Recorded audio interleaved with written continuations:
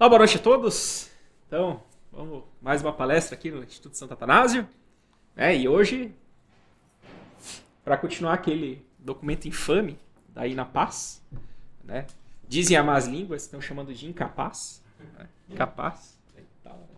Mas, como a gente falou, né, tem aquela hipótese que o próprio Luiz falou para nós ali, né, que me chamou a atenção da própria hipótese, que tipo assim, eles podem estar se fazendo de louco. Por quê? Porque esse documento não esqueçamos que esse documento de análise eclesial sobre a polarização era para ter ficado só restrito aos bispos. Não está no site da CNBB esse. A da análise de conjuntura política está. A desse aqui não está. Então era para os bispos ler e tal. Ou seja, eles tinham a oportunidade de fazer a cabeça dos bispos. Então pode ter sido má fé. Porque eles avacalharam com todo mundo, né? Quem viu... Tá lá restrito lá no curso de membros, né? Mas como a gente falou, eles simplesmente avacalharam com todos os apostolados. Né? Só os apostolados deles é o que interessa. Todos os outros apostolados neotradicionalistas, né? Tem que ser o demônio. E por que é o demônio? Porque demoniza a teologia da libertação, que é do demônio. Mas, como eu falei, né? Como assim demonizar o que é do demônio? Tá dentro do jogo, tá valendo, né? Ponto pra nós, no caso. Né? Não é assim que eles enxergam. Mas o que eu falei no último vídeo,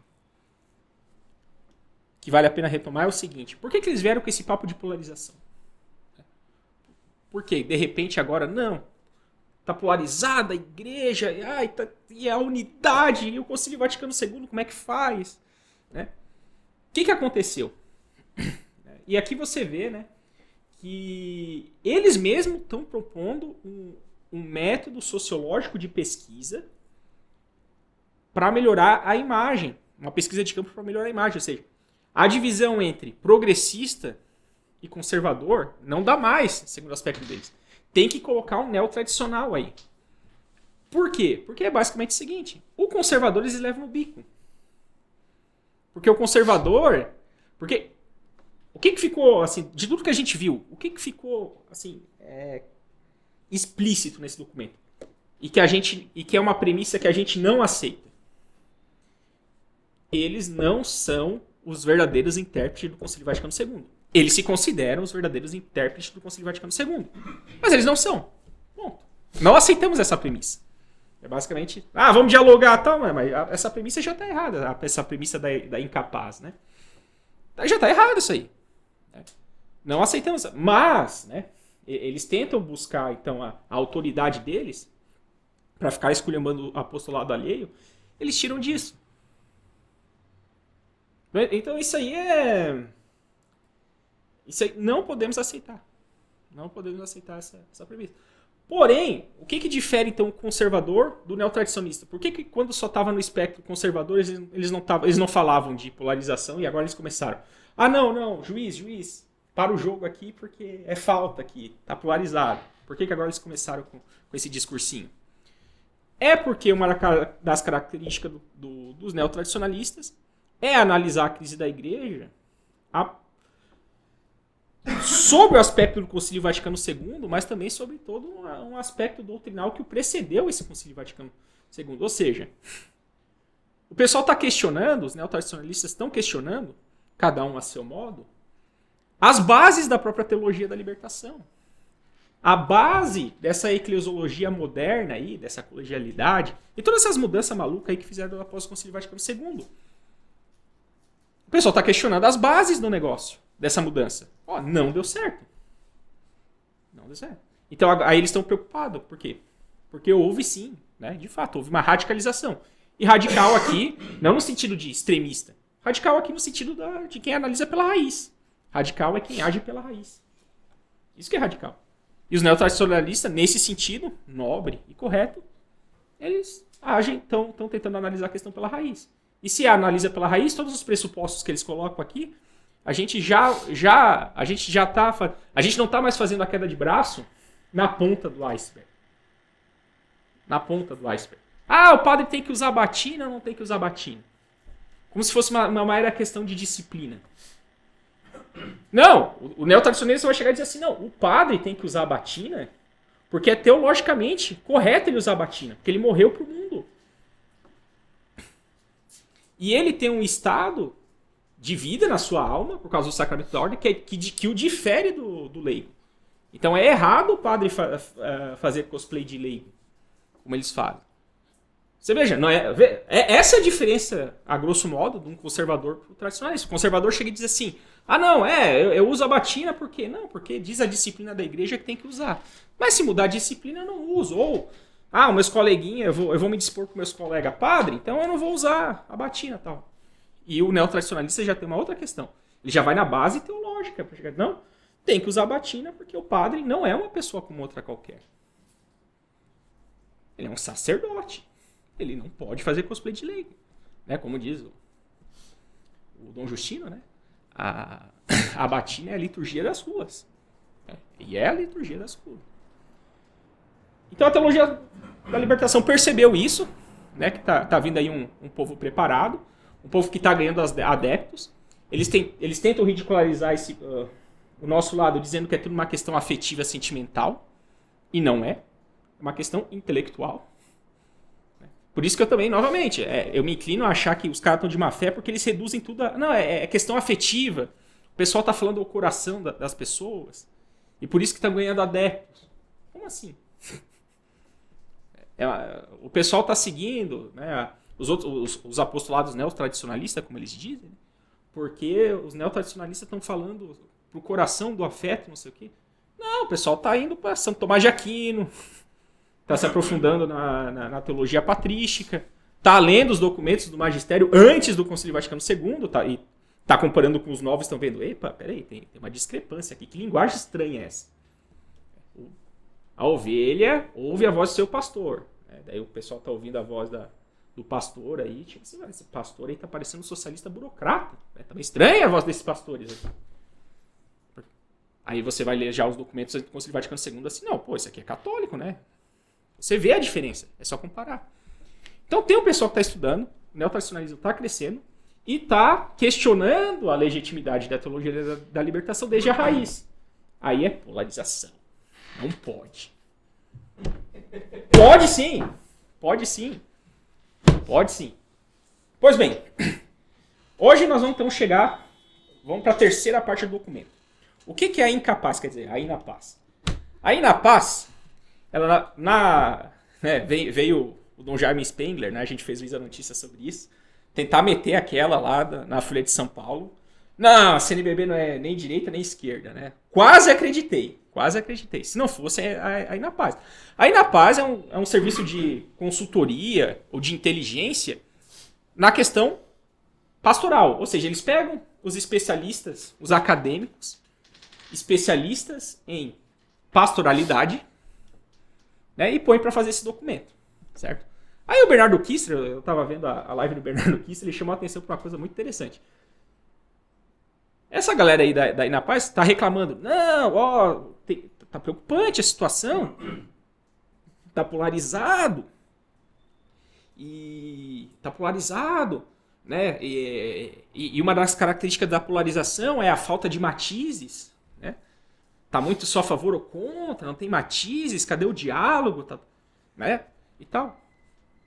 Aí daí o Bernardo Kister foi atrás da galera que escreveu o documento, só comunista. Ué. Cadê vocês para dar o exemplo aí, pô? Ué. Então, eles são hipócritas. E então hoje nós vamos tentar entender, né, o que passa aí na cabeça desse pessoal em relação à pastoralidade.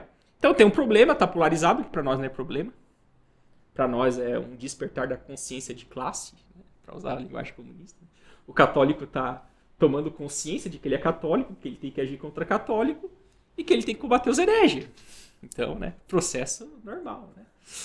E aí ele está questionando, né, a superestrutura clerical, né, que é comunista. É isso que está acontecendo, né? Para explicar em linguagem que para o comunista entender, é isso que está acontecendo. Né, nós estamos... o neotradicionalismo está questionando o sistema comum herético. Porque ele teve um despertar de classe, que ele é católico, né, da classe católica. Simples, né? Mas vamos ver como é que... Então, tem esse problema que para eles é um problema, para nós não, mas qual que é a solução que eles querem dar, né? Se tem um problema, fizeram o diagnóstico, eles têm que dar o prognóstico, né? Tem que dar... Como é que se faz, né? Então, antes eles vão falar o seguinte, ó, fortaleza do cenário interno, ou seja, dentro da igreja, que podem potencializar a ação evangelizadora.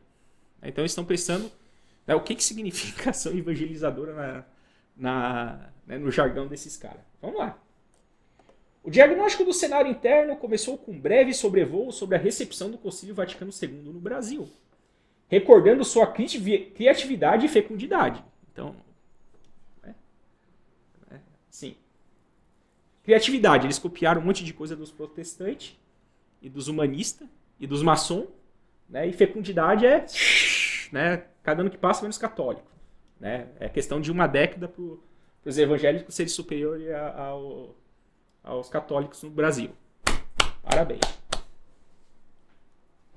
O Plano de Pastoral de Conjunto, PPC, então elaborado e aprovado, organizou a pastoral da igreja ao redor de 6 linhas de ações. Então, o que é ação evangelizadora? São 6 linhas de ações. 1. Promover uma sempre mais plena unidade visível no seio da Igreja Católica. 2. Promover a ação missionária. Ação missionária daqueles caras lá que, né, o pessoal da Teologia da Libertação, eles se orgulham de... Tem um frei lá da Teologia da Libertação que diz assim, que ele se orgulha de ser missionário há, sei lá, 3 décadas e tipo, nunca batizei um índio. Esse é o nível, né? Promover a ação catequética, o aprofundamento doutrinal e a reflexão teológica. Parece, né? Só que tudo isso aqui é via social. Aí a gente já vai entender o que é ação catequética, aprofundamento doutrinal e reflexão teológica. É a fé? É aprofundamento na fé ou é outra coisa? Claro que é outra coisa. A gente já vai ver. Promover a ação litúrgica. Ou seja, né, abuso litúrgico. Né? Abuso litúrgico, aí, criatividade litúrgica. Né? Você, numa missa gaúcha, né, na hora da consagração, tem uma picanha do lado. Né? Essas coisas aí, né? Promover a ação ecumênica. Isso nem precisa falar, né? Isso aí é... Promover a melhor inserção do povo de Deus como fermento na construção de um mundo segundo os desígnios de Deus.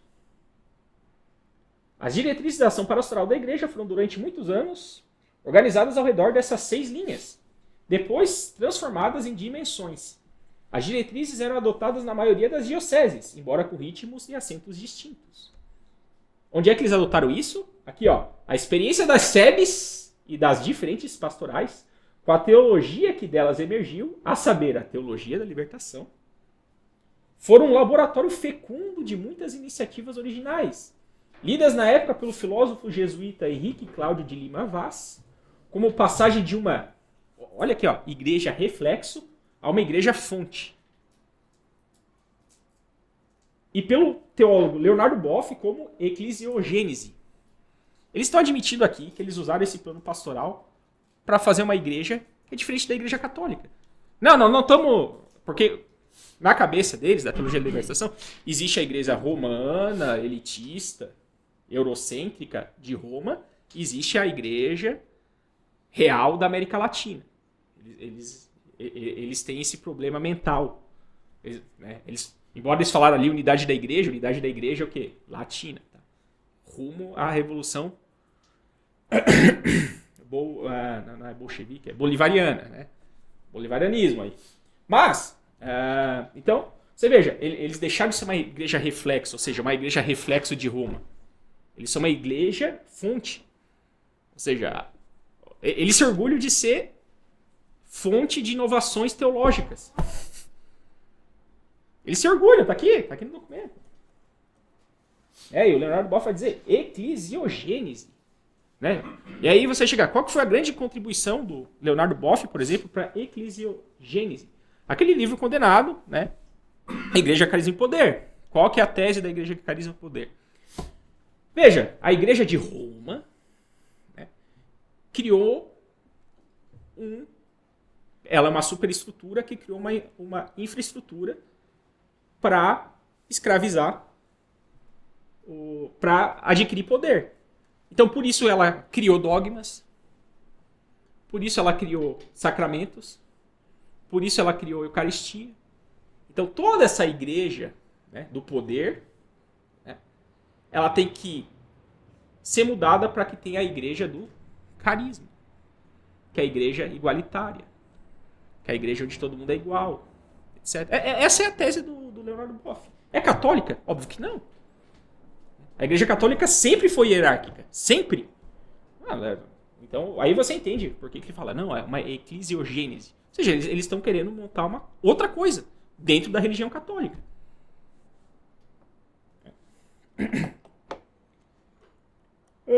Continuando, sem sombra de dúvida, esse modelo de igreja, cuja fonte é a teologia conciliar, conheceu no Brasil e nos demais países da América Latina e do Caribe uma configuração única. Sim, herege, né? Herege comunista, claro, única. Que alcançou sua maturidade na liderança e no magistério do Papa Francisco, que leva para o conjunto da Igreja Católica muitos ciclos aprendizados do laboratório eclesial que foi vivido no continente. Então, como é que eles estão enxergando a questão? Por que agora... Assim, como é que... A grande pergunta que a pessoa pode estar fazendo é a seguinte. Como é que eles criam uma igreja nova, uma eclesiogênese contrária à católica, né?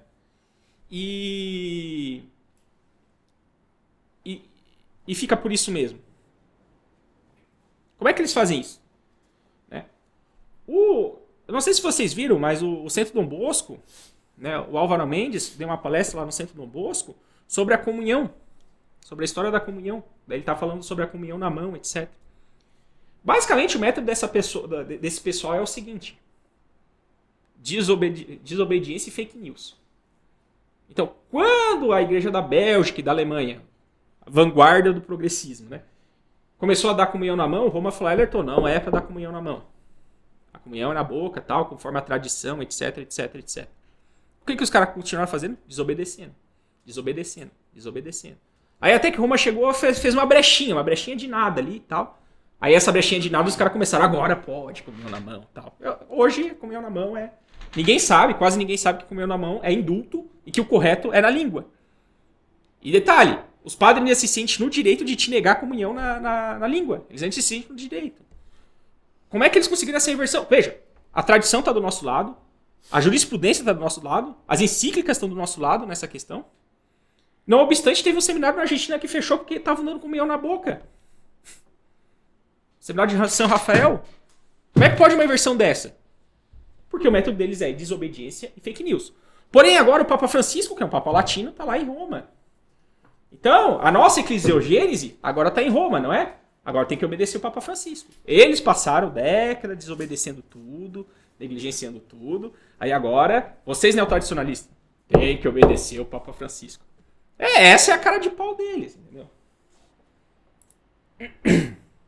Aí eles falam, nesse sentido, a figura profética de igreja que fez opção preferencial pelos pobres sua marca distintiva, traduzem bem a principal fortaleza da igreja desse período, que ainda pode inspirar novas etapas da recepção do mesmo concílio, como aparece nos constantes apelos do atual pontífice à fidelidade criativa a esse marco divisor da Igreja Católica na segunda metade do século XX e sua bússola no século XXI. Aqui eles estão escancarando o quê? Vou chamar a atenção para alguns termos. Primeiro, figura profética. Aqui no livro A Igreja Católica e as Catacumbas de Hoje, eu quero ainda gravar um curso sobre isso, a primeira parte desse livro, que é a Autodemolição da Igreja. O que eles falam de profético não é no sentido que a gente entende de profecia. Profético para eles é a construção da sociedade do paraíso terrestre, que para eles é o socialismo. Isso é o profético. Para isso, eles têm que fazer a opção preferencial pelos pobres. Aí você pensa, pobre, o que eles entendem por pobre é a mesma coisa que a gente entende por pobre? Não. Para ele, pobre é a energia revolucionária que tem que ser usada para a construção, via revolução marxista, no sentido marxista do termo, né? Como uma rebeldia de classe, para que esses pobres peguem o poder e esses pobres façam, então, a construção dessa sociedade igualitária socialista. Então, por exemplo, um pobre que vota no Bolsonaro, sem fazer juízo de voto, porque eles consideram o Bolsonaro extrema-direita, então, para eles, um pobre que vota no Bolsonaro não é pobre. Só para dar um exemplo. Porque para eles, pobre é isso. Tem que ser pobre e trabalhar pela revolução, senão não é pobre para eles. Então eles ficam usando esse jargão aí parece que eles se preocupam com o pobre. Não, eles se preocupam com a revolução. Né? Partido dos trabalhadores no poder, é com isso que eles se preocupam. Certo? Então tem esse aspecto, então figura profética para eles é esse materialismo rasteiro de construção de um socialismo aqui na Terra. Né? E eles deixam claro, ó, marco divisor da Igreja Católica na segunda metade do século XX e sua bússola do século XXI. Ou seja, eles deixam claro aqui, a Igreja, para eles, depois do Concílio Vaticano II, é outra coisa. E temos que se ajustar a essa outra coisa. E essa outra coisa que descobriu foi a eclesiogênese aqui da América Latina, entendeu?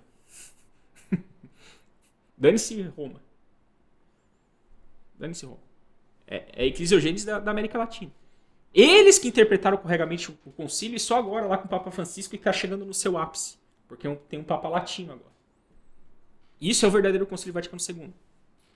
Ora, se a gente lê também, novamente, se a gente lê a Igreja Católica as Catacumbas de hoje, a gente vai ver que, tipo assim, ó... Não, eles não obedecem o Concílio Vaticano II. Eles usam o Concílio Vaticano II como bucha de canhão. É lero-lero deles. Não tem... tem certos textos ali, tudo bem que tem textos ambíguos, tem textos duvidosos, se dá para ler, segundo a hermenêutica da continuidade, não é aqui o debate, mas assim, tem textos claros que não dão razão a eles. Mas eles não querem saber. O método deles, o Álvaro Mendes matou a charada na comunhão na mão, mas vale para tudo. É desobediência e fake news. E eles estão fazendo fake news aqui com os bispos. Pô. Essa cara de pau. Não é nem sentido. E sua bússola no século XXI.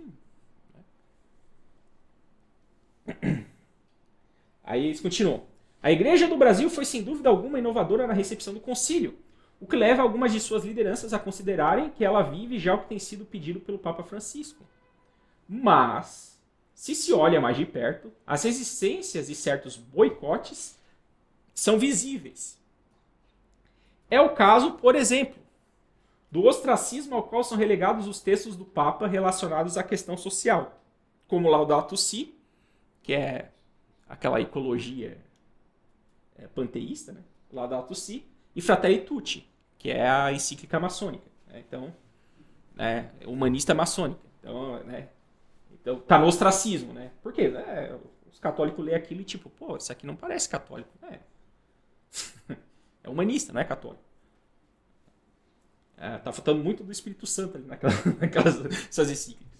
Mas eles continuam. Das orientações práticas das dioceses com relação ao capítulo 8º da Amoris Laetitia. O que é isso? Comunhão para divorciado, recasado, adúltero. Eles querem comunhão para adúltero. Da surpreendente ausência de políticas de combate ao abuso de menores, de pessoas vulneráveis, de consciência e de poder. Da lentidão em aplicar as orientações da tradicionis custódio e Desidério Desideravi. Ou seja, perseguição litúrgica contra o que eles chamam aqui de neotradicionalista. Tem que perseguir. É isso que eles estão dizendo. Tem que perseguir. Tem que perseguir. Da pouca discussão do problema do clericalismo, do papel da mulher nas instâncias eclesiais de decisão, acentuadas na primeira Assembleia Eclesial e na escuta sinodal. Ou seja, eles parece aqui que eles estão com certa invejinha da Alemanha, né? Então eles querem... Pô, a Alemanha está mais avançada que a gente, né? A gente tem que, a gente tem que pegar aqueles absurdos doutrinais aí e começar a defender também. Um parênteses, né? Então, Traditionis Custódio foi o moto próprio que restringiu a missa tridentina. E a Desidério Desideravi, né? Tem uma síntese aqui o José Antônio Ureta, ele fez todo um estudo em cima dessa encíclica. E aí, né, a que conclusão ele chegou, né? E daí ele vai dizer o seguinte: os 4 itens analisados acima: 1. A finalidade do culto litúrgico. 2. O mistério pascal como centro da celebração. 3. O caráter memorial da Santa Missa. E, por fim, 4. A presidência da Assembleia Litúrgica. Fica bastante claro que a visão de liturgia de Desidério Desideravi é unilateral, pois coloca todos os acentos nas sílabas erradas, embora suas palavras, consideradas individualmente, possam parecer justas a ponto de merecerem elogios de alguns tradicionalistas, mesmo entre os mais instruídos. O que o Papa Francisco parece querer enfatizar são as teorias e preferências dos liturgistas inovadores, não a doutrina tradicional da Igreja.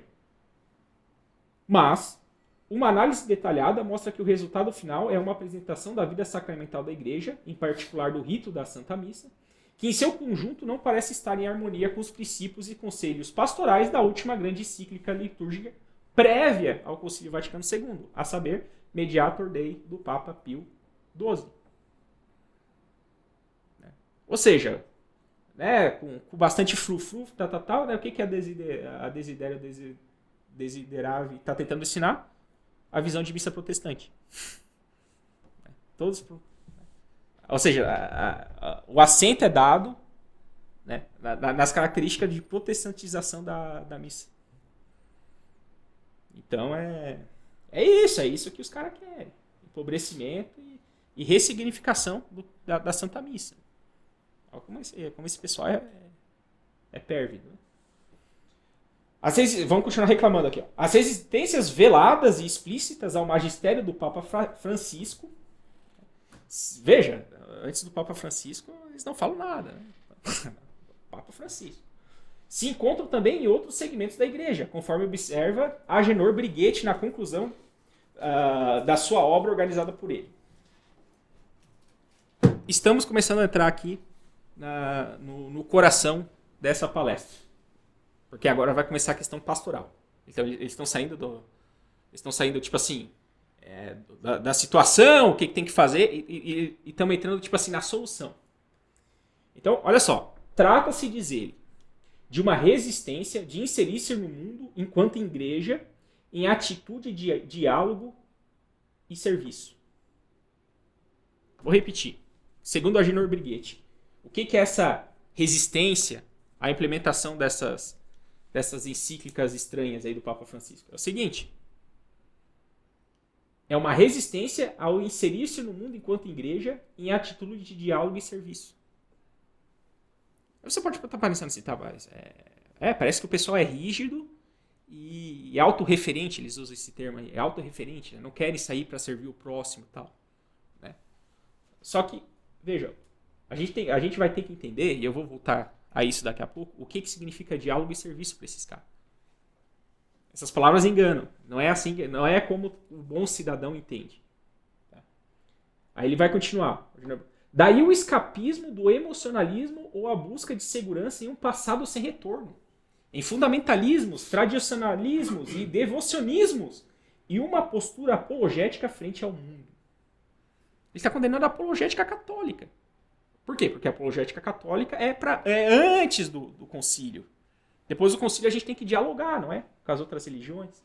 Veja que esse diálogo já está meio estranho. Como assim? Dialogar com as outras religiões, como se a gente... Entendeu? Esse diálogo ecumênico. Não tem algo estranho para o católico, esse diálogo ecumênico? Parece que a gente só perde nesse diálogo. É porque o que é diálogo para eles não é o que é diálogo para nós. Se a igreja estivesse dialogando com as outras religiões, era para estar mais pessoas de outras religiões se convertendo para a nossa, né? Se fosse o diálogo correto.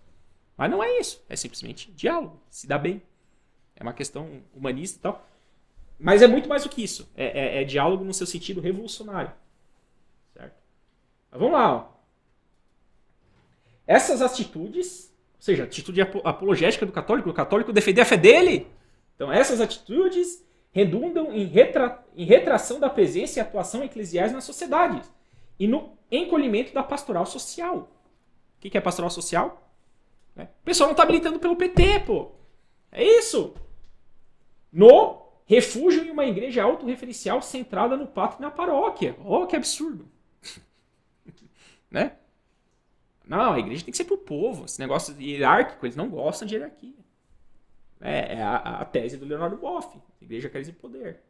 Tem que ter a democracia na igreja. Essa coisa hierárquica aí é um sistema de poder eclesial para oprimir, né, o pobre. É assim que eles entendem. Esta postura faz com que a opção preferencial pelos pobres se transforme em assistencialismos, fazendo dos excluídos objetos de caridade e não sujeitos de uma sociedade inclusiva para todos. Novamente, o que é pobre para eles? É o revolucionário. É aquele que vai lutar pela revolução. Vai ser amiguinho deles. É isso. Disso deriva a volta de uma espiritualidade e eclesiologias pré-conciliares, acompanhadas do clericalismo, fenômeno ao qual o Papa Francisco tem se oposto duramente. Não cabe aqui nessa palestra né, falar do clericalismo. Né? Mas, para eles, clericalismo, eles acusam clericalismo. O que é clericalismo? É o abuso do poder dos clérigos. Isso é clericalismo. É o padre querer se meter onde ele não pode se meter. Por exemplo, o padre chegar e dizer assim, Augusto, você tem que comprar um carro, e é esse carro, e etc. Eu chego, mas padre, eu não quero comprar um carro. Não, você vai comprar um carro. Ou seja, ele está se metendo numa coisa que não é da alçada dele, ele está sendo clericalista. Isso é... Agora, para esses caras da teologia da libertação, como existe na igreja pré-conciliar, na cabeça deles, existe uma questão do sacramento da ordem que coloca o padre numa posição de autoridade e superioridade em relação ao leigo, ele vê essa estrutura como clericalismo. Para nós católicos, isso não é clericalismo. Isso é hierarquia. É uma autoridade que tem que servir, segundo a verdade, as pessoas. Então é uma autoridade que pratica o verdadeiro serviço, não o serviço revolucionário deles, o verdadeiro serviço, que é buscar a salvação da alma do seu rebanho. Não tem nada de clericalismo nisso. Tem a ordem desejada por Deus para a sua igreja. Então, olha que tipo de debate. Parece que clericalismo é uma coisa ruim. É ruim, mas não é da maneira como eles entendem, pô.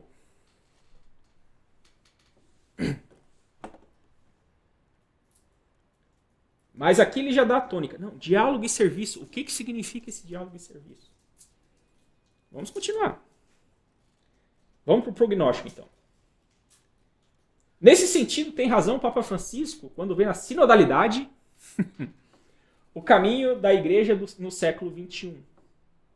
De fato, em sociedades cada vez mais fragmentadas e plurais, o risco das oposições que derivam em polarizações é formar o que a própria linguagem do mundo digital nomeou bolhas, que não se comunicam entre si e criam mundo paralelos. Nós somos bolha, entendeu? Nós somos bolhas que não se comunicam, né? E a gente está criando um mundo paralelo, entendeu? Agora, a defesa da fé, a apologética, vamos juntando tudo. A defesa da fé, a apologética, o que é isso?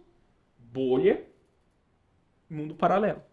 Não é mais doutrina, é fé católica. Não é? Entendeu? O contrário mesmo do que é a vocação à vida cristã, que nasce e cresce na comunidade, onde cada um, com sua diferença, talento e carisma, pode enriquecer a todos. Concordo, nisso aí eles estão certos. Tem que ter uma vida de comunidade, etc., onde cada um com seus carismas, talento, pode enriquecer a todos. Porém, não ao preço da verdade e da fé. Não ao preço da verdade e da fé.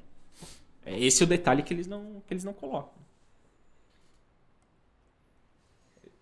Continua. Caminhar junto com quem não quer ou com quem pensa deter a verdade. Veja, o que é a fé? Olha o absurdo que é isso. O que é a fé?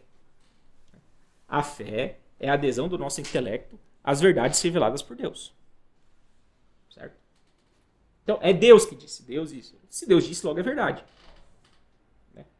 Então, quando a gente pega o depósito da fé, da qual a igreja é guardiã, e dá testemunho dele, promulga para o mundo, conforme pediu nosso Senhor, evangelizar toda a criatura, certo? Eles acham que isso é com quem não quer, com quem pensa de ter a verdade. Assim, não, isso aí assim, a gente pressupõe que sabe que tem a verdade. Eles não consideram a verdade como algo estático e objetivo. Isso é grave, pô. Essa é uma consideração pastoral gravíssima. Pô, mas se não está no depósito da fé, está onde a verdade? Está onde a verdade?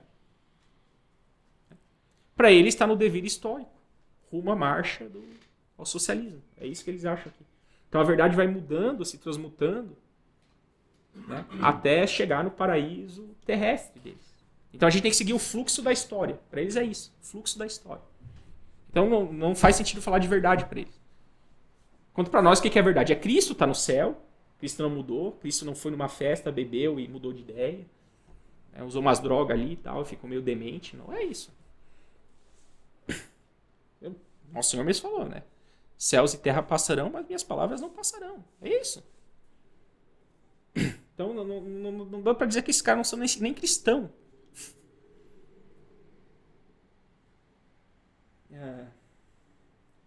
Então, caminhar junto com quem não quer ou com quem pensa deter a verdade.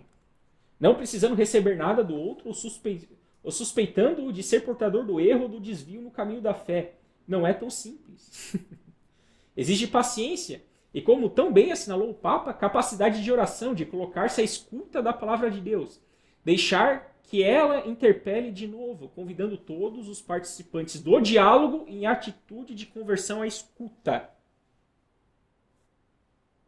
Veja que essa frase parece correta, certo? Colocar-se à escuta da palavra de Deus, certo? Não é? Tem que colocar em escuta. Diálogo em atitude de conversão à escuta. Concordo. Qual que é o problema? Como a gente já vai ver. O que significa a palavra de Deus? O que significa diálogo? E o que significa conversão à escuta, não é? É isso que a gente tem que ver, né? O que eles querem dizer com isso? Então vamos entrando na questão. Na homilia da missa de inauguração do Sínodo, realizada em Roma no dia 10/10 de 2021, que dava origem à etapa da escuta, ele refletiu sobre os 3 verbos a partir dos quais resumir o evangelho do dia, o do jovem rico, os quais deveriam orientar o caminho sinodal. Encontrar, escutar, discernir. Encontrar, escutar, discernir. Tá. O que é encontrar mais escutar? Diálogo, né? Basicamente, encontrar mais escutar é o diálogo. Então, basicamente, dá para reduzir isso a diálogo e discernimento. Tá. Ao iniciar esse caminho sinodal, dizia então Francisco, aspas, somos chamados a tornar-nos peritos na arte do encontro. Peritos, não na organização de eventos ou na proposta de uma reflexão teórica sobre os problemas. Ou seja, não é para fazer uma reflexão teórica sobre os problemas. Mas o que é para fazer então? Ele diz, mas antes de mais nada, na reserva de um tempo para encontrar o Senhor e favorecer um encontro entre nós. Ou seja, é um encontro pelo encontro? É um encontro para escutar? O papo está abolindo a reflexão teórica sobre os problemas. Ou seja, a razão, a inteligência. Isso aqui é uma frase anti-intelectualista. Tem até que eu mandei lá para ti, lá, os artigos do Dardar Juan Calderon, né? Do ódio à inteligência, à cultura woke. Né? E ele começa analisando esse ódio à inteligência desse pessoal aí da teologia da libertação. Eles têm um ódio à inteligência. Não é para ter reflexão. Porque o que seria a reflexão teórica sobre os problemas? É eu pegar a fé, a doutrina revelada por nosso Senhor Jesus Cristo, e a partir dessa luz sobrenatural, analisar os problemas do mundo. Ou seja, analisar os problemas do mundo de maneira vertical. Mas não, eles querem botar tudo no encontro. Ou seja, a ênfase não está na reflexão teórica. Está na reflexão, está no encontro entre nós. Está na partilha, né? Que eles gostam. Está na partilha, né? Está só no horizontal. Eles estão cortando a dimensão mais importante. Essa dimensão tem que iluminar essa. Eles só querem ficar nessa. Isso é o humanismo que eu venho denunciando há várias e várias palestras. Esse espírito não é católico.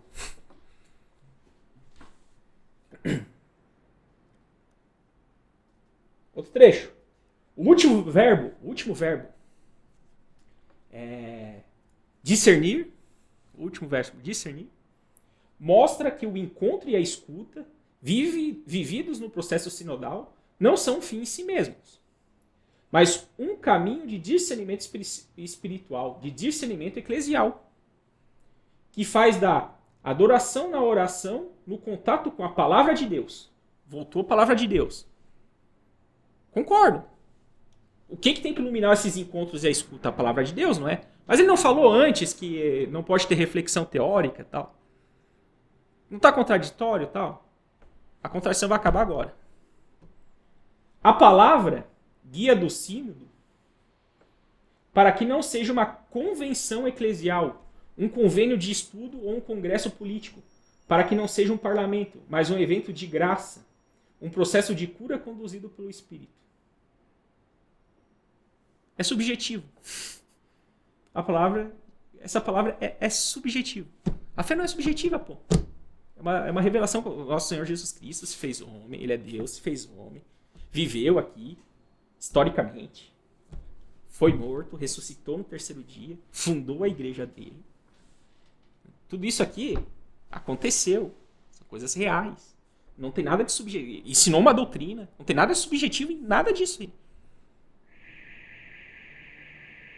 Ele reduz a palavra a isso. Não tem que ser um convênio de estudos. Um congresso político, né, para decidir o que tem que fazer e tal. Mas o evento de graça, um processo de cura conduzido pelo Espírito. Mas de onde é que vem essa cura se eu não entendi o problema, se não é para falar sobre os problemas? É do coração do homem. Vai continuar o documento agora. Na etapa continental realizada por regiões, México e América Central, Caribe, Bolivariana, Cone Sul, o método proposto para escuta foi o da conversação espiritual. Então vamos lá, qual que é o método da conversação espiritual? Né? Todo mundo foi lá, sentou, ficou olhando um para o outro, tentando ler a mente deles. Né?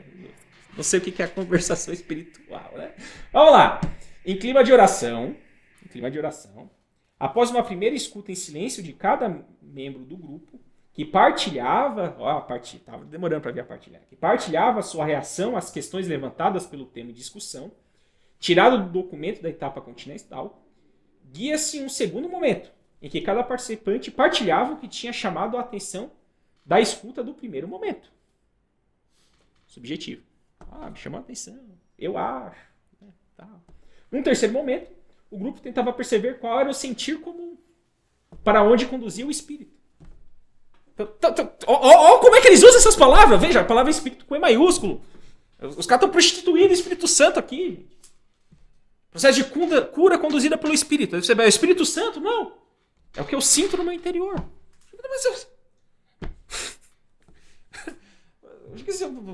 Tá uma espiritualidade meio estranha isso aí. Né? Vocês vejam. Para eles, diálogo, vou explicar agora nessa parte da palestra o que é o diálogo. Para nós, o diálogo vem da própria etimologia. Né? Diálogos. Ou seja, são duas logos, são duas razões, né, que se encontram. Aqui agora usando realmente um encontro. Não um encontro, você fala, eu escuto, eu falo, você escuta e ninguém muda. Não.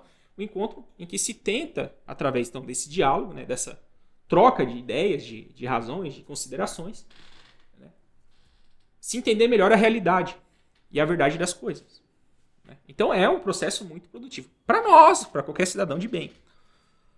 Para o comunista, diálogo significa diaprax, na verdade. Eu busquei que é diaprax. Diaprax é um processo de... É um processo que, através do uso da dissonância cognitiva e pelo controle de ambiente, eles visam fazer todo um processo para que a pessoa mude de crença e de comportamento. Ou seja, é um processo de manipulação psicológica. Parece que é diálogo, mas não é. É um processo controlado. Certo? Não cabe... em relação... É sobre isso que eu vou fazer lá naquele curso que a gente está falando lá, né, da cristandade. O meu módulo vai ser sobre isso. Eu vou falar sobre a diapraxis de maneira mais detalhada lá. Mas veja, diálogo para eles é um choque hegeliano. Certo? Então, tem a tese, tem a antítese. Certo? O que é a tese? Só a verdade. A verdade ela é objetiva e universal. E tem a antítese. A verdade ela é relativa. Do choque dessas duas, eles tentam produzir uma síntese. Então, não, mas vamos chegar num acordo? Vamos chegar num acordo. Que é o seguinte, então o que vale é o sentimento. Nem cá, nem lá. O que vale é o sentimento. Aí depois eles pegam o que vale é o sentimento, a verdade relativa. Então, são diálogos, ou seja, diapraxes que são sendo feitas de maneira que vai levando a pessoa a relativizar a verdade, sair da verdade, para ir caminhando para o relativismo. Né? É um caminhar para aquele processo revolucionário que é o seguinte. Ó. Primeiro, como é que funciona? Primeiro, pedido de tolerância. Não, a gente só quer ficar em paz. Não, a gente só está estudando aqui a questão da igreja e tal. Né? A gente só quer ficar em paz. Deixa, a gente está quietinho aqui. Segundo, demanda por aceitação.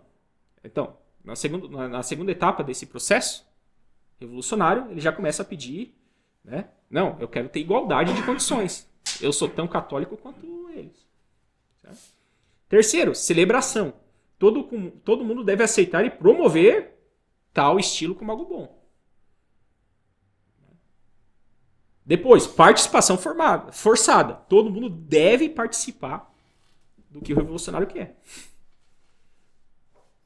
Que vem logo em seguida, né, do castigo.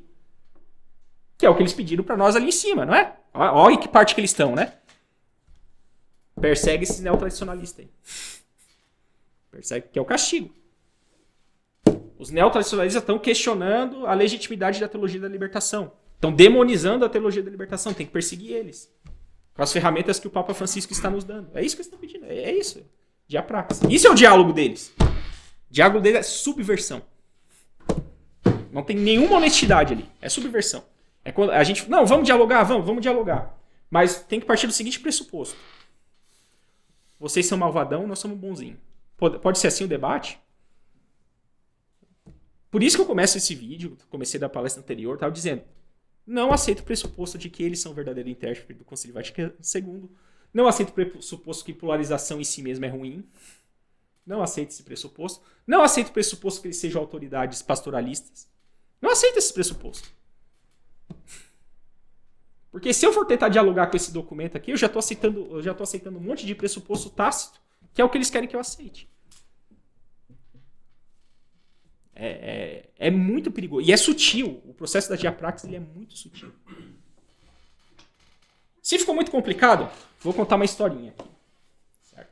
Aí vocês vão entender como é que funciona essa coisa de encontro, escuta e discernimento, tá? Vamos lá. Como é que teria que ser a pastoral do São João Batista, né? Todo mundo sabe que São João Batista, né, foi morto ali porque, né, defendeu, né, o matrimônio, né, contra o adultério, né, de Herodes. Não foi? Teve a cabeça cortada por causa disso, né? Como é que seria hoje, né, com a pastoralidade aí dele? Seria assim, ó. Naquele tempo, os discípulos foram encontrar João Batista e lhe disseram: ouvimos dizer que Herodes vive com a mulher do irmão dele. Vamos procurá-lo para mostrar-lhe seu pecado. Indignado, Batista respondeu: quem sou eu para julgar? Se não vos tornardes misericordioso, sereis todos suspenso a divines. Antes vinde e discernamos. Todos se puseram resolutamente em marcha rumo a Jerusalém. Ora, eis que Herodes regressava à cidade. Tendo notado que João vinha a seu encontro, ordenou aos que o carregavam que se detivessem. Então João lhe diz, estamos aqui o encontro. Né? Olha o encontro aqui. Então João lhe diz: ouvi falar que vives com a mulher de teu irmão. A doutrina não te permite agir assim. Mas não te preocupes, pois a pastoral pode arranjar tudo. Já terias tentado fazer um discernimento sobre a maneira como vives? Vamos escutar agora. Agora vem, escuta. Teve um encontro, escuta. O rei respondeu a João Batista: sim, Herodíades e eu refletimos e pensamos que não cometemos qualquer pecado. Bem, exclamou João Batista, se em consciência achais que não cometeis pecado, então não há pecado. E voltando-se para os discípulos, diz-lhes: na verdade, jamais vi semelhante fé adulta em Israel. O rei Herodes manteve junto dele a mulher de seu irmão, e João Batista conservou a cabeça sobre os ombros. E todos viveram felizes, salvo o irmão de Herodes. Mas não se pode contentar todo mundo.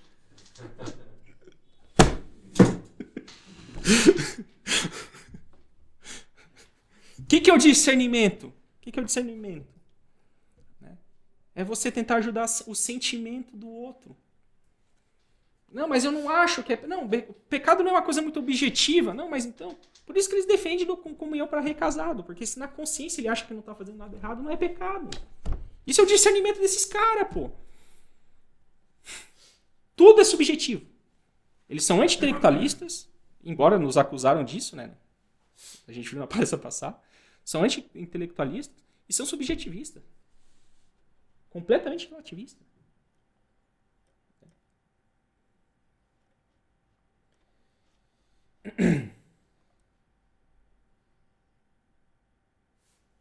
Daí, olha só.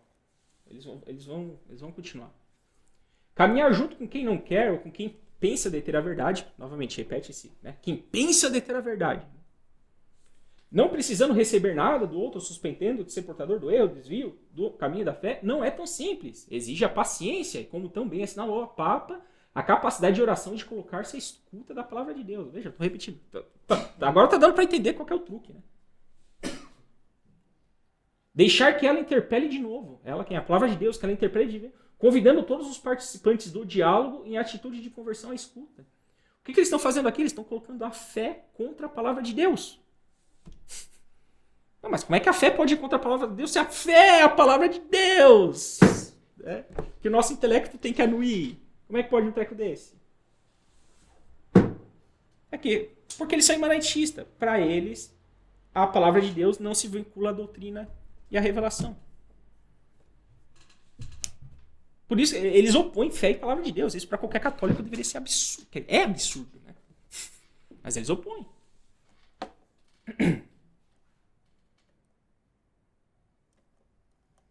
Então, vamos lá. Tá ruim? Tá ruim. Aí agora eles vão dar as sugestões para os bispos. Então aí, querido bispo que está ouvindo essa palestra aí, né? O que o pessoal da Incapaz aí querem que você coloque, né? Então vamos lá. A análise de conjuntura eclesial aqui proposta associou o processo de polarização, por um lado, a ação de grupos políticos de extrema direita que manipulam a religião para alcançar seus fins, coisa que eles não fazem, né? Eles não fazem isso, né? E por outro lado, a ação de grupos neotradicionalistas, herdeiros da... essa parte é boa. Herdeiros da rejeição do concílio. Rejeição do concílio. Inspirado nos escritos e na herança de Plínio Correia de Oliveira. Fenomenal. Fenomenal. Citaram o Dr. Plínio, cara. Citaram o Dr. Plínio. Quem sabe eles estudando o Dr. Plínio, eles parem de ser revolucionários e passam a ser contra-revolucionários. Né? Estudem Dr. Plínio. Estudem Dr. Plínio. E os grupos cujo imaginário religioso e cujo perfil ideológico se prestam facilmente a ser manipulados por discursos mais fechados ao diálogo com o mundo.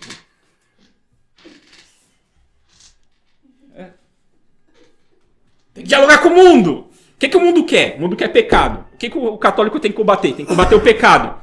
Mas como é que eu vou dialogar com o mundo? Dialoga, encontra, escuta. Conversão é escuta. Mas o mundo quer o pecado. E o católico tem que combater o pecado. Como é que eu vou dialogar com o pecado? Discernimento. Os caras são pastoralistas, pô.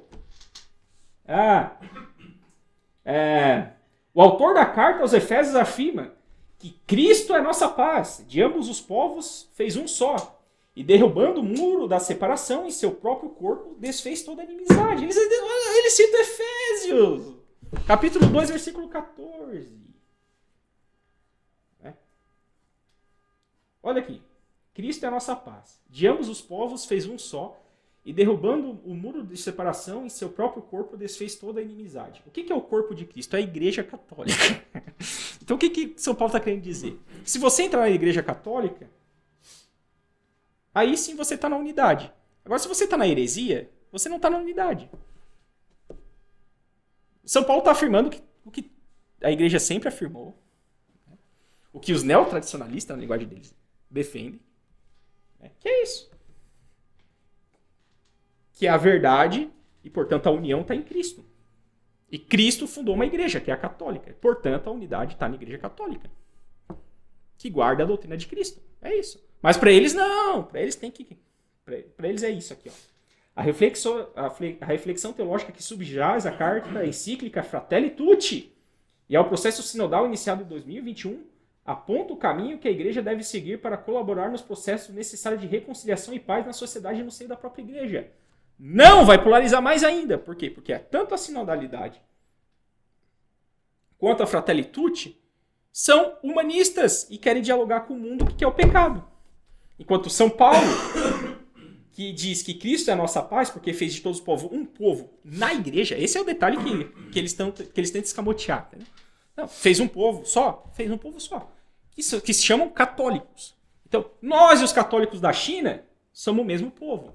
Nós, os católicos da Indonésia, nós, os católicos da Nicarágua, somos um povo. Por quê? Temos a mesma fé em Cristo, somos o mesmo povo. Agora, nós e os infiéis, não. Nós e os... né? Os infiéis não foram batizados. Não, né? Não tem nem né? Nunca teve a graça santificante. Como é que a gente vai ser o mesmo povo? Ou seja, prostituíram São Paulo também aqui. É bom, se eles prostituíram o Espírito Santo, eles vão prostituir São Paulo fácil. Né? Claro. Então vamos lá. Tendo em vista tudo isso, eles vão nos dar... Vão dar 4 encaminhamentos para os bispos. 1. A religiosidade popular, marcada fortemente pela figura de Maria, é muito sensível à dimensão do sagrado, do milagre, com tendência a magia. Para eles, milagre e magia novamente, esse livro aqui explica por que eles estão falando isso. Por que eles associam milagre à magia. Certo? Recolhendo o que é próprio da religião da manifestação. Veja, não é religião católica, é religião da manifestação. Certo? Por que eles fazem essa... Por que eles fazem uma frase tão aberrante como essa? Porque eles são secularistas. Certo? Eu não li aqui, mas no momento mais acima eles falam que, ao contrário do secularismo, ou seja, eles se acham mais avançados porque eles são mais seculares. Veja, mais seculares por quê? Porque eles querem dialogar com o mundo. Entendeu? Então eles se acham mais seculares. Só que para nós isso não é bom. Né? Para nós o sagrado tem que purificar o secular. Pô. Então são duas visões completamente diferentes. Aí eles vão lá e malham, né? Então, ele diz que então Maria, próprio da religião da manifestação, né? Religião da manifestação, porque eles são a religião ressecular. Então tem a religião da manifestação, que acredita em milagres com tendência à magia, né? E eles são a religião secular. Então ele diz que essa religião da manifestação é muito explorada pela espiritualidade de inspiração pentecostal e revelou-se de novo um lugar de manipulação política, como mostra o uso de Maria nos acampamentos nos quais foram gestados os atentados de 8 de 1 de 2023. Assim, né, Maria, ela apareceu lá em 1917, vou contar a historinha para vocês, né? Apareceu lá em 1917, né, pediu para consagrar a Rússia, o Sagrado Coração dela, para livrar o mundo do comunismo. O Brasil está em perigo iminente, quer dizer, de comunismo, porque era o Lula que estava voltando ao poder. Então o pessoal pediu a intercessão de Maria contra o quê? Contra o comunismo. Maria não gosta do comunismo. É simples assim. Nós também não gostamos. Então a gente pede a intercessão de Maria para livrar o Brasil do comunismo. É simples assim. Então, católico, pô. Está sendo católico. Católico é anticomunista. Né? Deveria ser. Ela necessita ser mais bem acompanhada e, se necessário, corrigida. Ou seja, essa religiosidade. Entendeu? Para isso, a perspectiva da proclamação própria ao profetismo bíblico. O que é o profetismo bíblico? É o secularismo e o racionalismo teológico da teologia da libertação. Tá? Então, não esqueçam isso. Então, o profetismo pode ser muito útil. Ou seja, nós temos que aprender com eles como fazer devoção a Maria. Eles que não acreditam no sobrenatural. Joinha pra vocês. Vocês quase me convenceram. Para isso, a perspectiva da proclamação própria ao profetismo bíblico pode ser muito útil. Uma formação bíblica consistente em todas as instâncias da pastoral, como a catequese, a liturgia. Lembram da Desiderio Desideravi? Estou falando liturgia aqui. Ou seja, a liturgia dessacralizada e protestantizada. Os círculos bíblicos. A leitura orante e tantas outras iniciativas implementadas na Igreja do Brasil depois do concílio. O que eles estão falando? Tem que todo mundo se tornar SEB. É isso que eles estão falando. Na linguagem deles, todo mundo tem que se tornar SEB. Braço político-religioso do PT. E aí, Nossa Senhora, a gente tem que tirar o manto azul dela e botar um manto vermelho com a foice e o martelo. É isso. Aí eles falam, ó a frase de efeito deles. Somente uma boa formação bíblica, segundo a exegese histórico-crítica, que é racionalismo, né? No fundo é o racionalismo teológico dos iluministas, né? Então, isso aí, eles pegaram a herança iluminista e aplicaram na igreja. Né? Somente uma boa formação bíblica evita o fundamentalismo. Pô, quer mais fundamentalista que esses caras aqui, pô? Os caras deixam tudo na horizontal. E aí, não, vocês que são fundamentalistas. Mas vocês vão sair daqui, cara. A gente tem aqui. Né? Deus não dá tantas opções. Só vocês ficam nessa coisa de querer revolução. Sinodalidade. Escuta pastoral, diálogo. Fica com esse chavão. Vocês são tudo fundamentalista, pô. Dois. Então, esse é o primeiro passo. A gente tem que se tornar bispo. Você tem que fazer que a sua diocese seja uma sebe gigante, né? E que a devoção de Nossa Senhora seja controlada de maneira que Maria não atrapalhe os planos comunistas. Então é isso. Esse é o primeiro conselho traduzindo. Né? Segundo conselho. A polarização social e política, iniciada em 2013, contou já naquela época com recursos das mídias digitais. Aí ele continua explanando um monte de coisa e tal. A CNBB deveria pensar seriamente na criação de algum tipo de observatório ou de instância que poderia ajudar os fiéis católicos a discernirem o que é veiculado nas supostas mídias católicas. O que é discernir aqui? Discernir é o seguinte: esse discurso neotradicionalista põe na lista vermelha, na lista negra e proíbe, sei lá, seminarista, padre de ver. Censura a mídia neotradicionalista. Comunista da teologia da libertação? Luz verde, pode acessar esse site. É uma maravilha, né? Unicinos lá na primeira página do navegador. Unisinos. Vai estar lá na primeira. Vai estar lá na primeira página do navegador. Só conselho bom. Aí eles, agora eles sendo nostálgicos. Nos idos da década de 1980, falava-se das leituras críticas nos meios de comunicação. Seria necessário também avançar na criação de um sentir comum ao redor dos grandes eixos da teologia do Concílio Vaticano II, a serem assegurados e difundidos nos canais de TV que se dizem de inspiração católica e nos influencers que dizem falar em nome da igreja. O que eles querem? Eles querem grana para criar canal de YouTube e tal, para tentar debater com a gente na rede. Vem, pode vir. E detalhe, no observatório, não esqueçam de se cadastrar lá.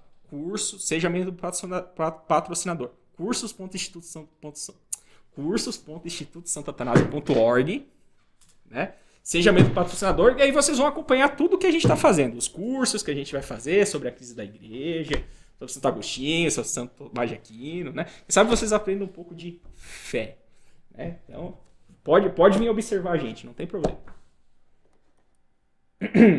3. A formação dos seminários tem sido apontada como estratégica para a igreja no atual momento de sua história. A atração exercida por perfis, discursos e estética neotradicionalistas sobre os que se preparam para serem padres é assustadora. É assustador.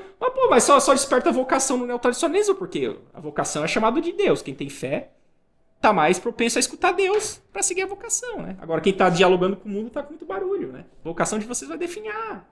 Fazer o quê? As gerações que estão sendo formadas nos seminários e conventos poderá levar à rejeição dessa tradição teológica e eclesial do Concílio Vaticano II na América Latina e no Brasil. Uma clara manifestação de cisma com o magistério eclesial gestado durante e depois do concílio. Deus queira. Que os novos sacerdotes sejam formados, né, para rejeitar a interpretação da teologia da libertação sobre o Concílio Vaticano II. É isso. Vocês veem isso como uma preocupação. Eu vejo isso como um alento. Esperança, né? Esperança. É urgente, novamente a palavra mágica. É urgente estabelecer um sadio diálogo entre as questões e anseios das novas gerações em formação e o caminho percorrido pela igreja. Diálogo? O que eles querem? Temos que trazer essa galera aí, seminarista aqui, na base do... Se você for nosso amigo, a gente... se você concordar com a gente é teu amigo. Se você não concordar com a gente te persegue. É com base nisso, assim. Isso é o diálogo deles. É subversão. Eles têm que vir pro nosso lado. Como assim seminaristas neotradicionalistas? Isso é um absurdo. Ou eles têm que mudar a forma deles de pensar, ou eles têm que sair do seminário. É isso, basicamente. É isso que é diálogo para eles, tá? Não sei se vocês entenderam Mas traduzindo diálogo nesse contexto para eles é isso. Diálogo não é compreensão, não é explicação, não é raciocínio, não é argumentação, não é nada disso para eles. É fazer você entrar na espiral da lógica hegeliana, é isso. Por fim, 4. O caminho sinodal iniciado em 2021, para além de um evento, como salientou Francisco na homilia de sua abertura, deveria implicar todos os segmentos que compõem a igreja e despertar um verdadeiro processo sinodal. Então, eles querem tipo, uma democracia na igreja, onde eles controlam o que é certo e o que é errado. A sinodalidade, ao fim e ao cabo, é isso, né? Só ver o que está acontecendo lá na Alemanha, né? Os caras estão num cisma prático com Roma, né? Cisma prático. Estão rejeitando tudo, estão até querendo sacerdócio para mulher, tal, coisas que são impossíveis segundo a fé católica. Mas eles querem botar lá e tal, acabou. Ou seja, eles querem construir uma outra igreja completamente relativista. Né? E a CNBB tá achando que fazendo isso aqui no Brasil, né, é que a gente vai chegar à paz. Não vai chegar à paz. Não vai chegar à paz, né, por uma razão que Santo Agostinho já tinha colocado. Né, a gente lançou esse livro chamado Conselhos Morais e Práticos. Né, e Santo Agostinho já sabia do fracasso de vocês antes de vocês nascerem. Porque Santo Agostinho, ao contrário de vocês, ele não é anti-intelectualista, muito pelo contrário. Ele é uma das mentes mais sábias que já passou por esta terra. Né?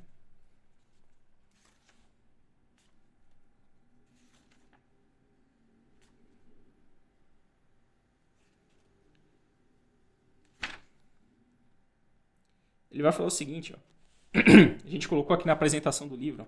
E nada ficaria surpreso Santo Agostinho em ver que, diante de tal pastoral enlouquecida, que é desses caras aqui, ó, ou mais precisamente mentirosa, pois não são essas as práticas que a igreja crê e defende, mesmo os católicos supostamente convertidos seriam mais mundanos do que católicos, que é o caso deles.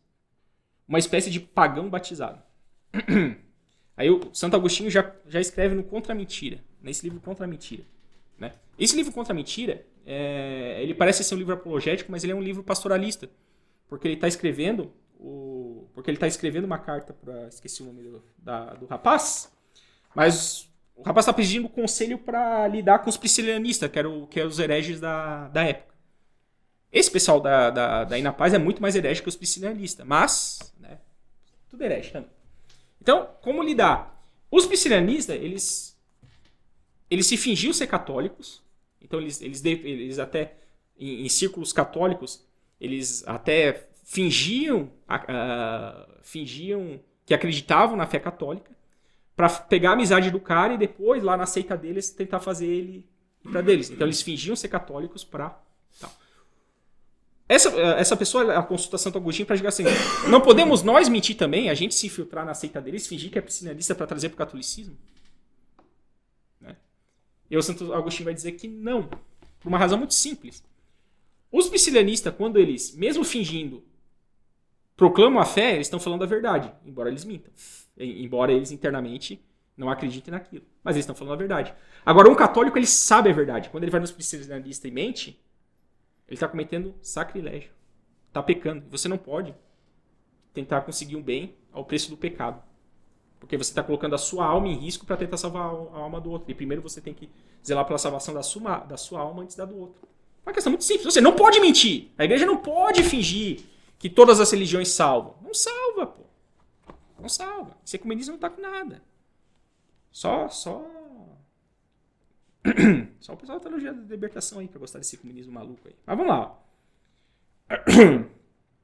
Ficaria, pois, muito claro que não hesitamos em condenar com toda a sinceridade de nossa piedade os perversos erros da heresia priscilianista acerca de Deus, da alma, do corpo e de outros temas. Porém, no que se refere a mentir para ocultar a verdade, admitiríamos, Deus no livre, um dogma comum com eles? Ora, este é um mal tão grande que mesmo se nosso empenho de os capturar e os mudar por meio da mentira prosperasse, de modo que fossem conquistados e mudados, nenhum ganho compensaria o dano que resultou disso. Nós mesmos nos corromperemos ao buscar sua correção. De fato, ao utilizar este embuste, perverteríamos a nós mesmos, em parte, e eles seriam corrigidos pela metade, visto que não corrigiríamos nele a opinião errônea de que se pode emitir em prol da verdade, pois seria o que lhe ensinaríamos e lhes mandaríamos pôr em prática a fim de poder capturá-los. Ou seja, se eu mentir para capturar eles e eles foram capturados, está subentendido que pode mentir para capturar os outros. Isso lá é um bom método de pastoralidade? Claro que não. E assim, não os emendaríamos ao não lhe arrancar essa patralha pela qual creem que se possa camuflar a verdade. E além disso, enganaríamos a nós mesmos ao lhe buscar por meio dessa falsidade. Ademais, nunca poderemos saber a sinceridade da conversão daqueles aos quais mentimos quando estavam na perversão, pois provavelmente farão, uma vez capturados, o que fizemos para capturá-los. E não só porque estavam acostumados a fazê-lo, mas também porque encontraram o mesmo comportamento conosco. Então, se eu tentar fazer uma pastoral em cima da mentira e contra a fé católica, né, qual que vai ser o resultado? Tá, mesmo que eu consiga convencer o cara não vai ser católico. Esse é o problema. Santo Agostinho, os caras já estão refutados com séculos de diferença e eles acham que estão no cume do desenvolvimento do dogma humano. É pra acabar. É pra acabar. Seria isso. Queríamos pra hoje. Viva Cristo Rei. Viva!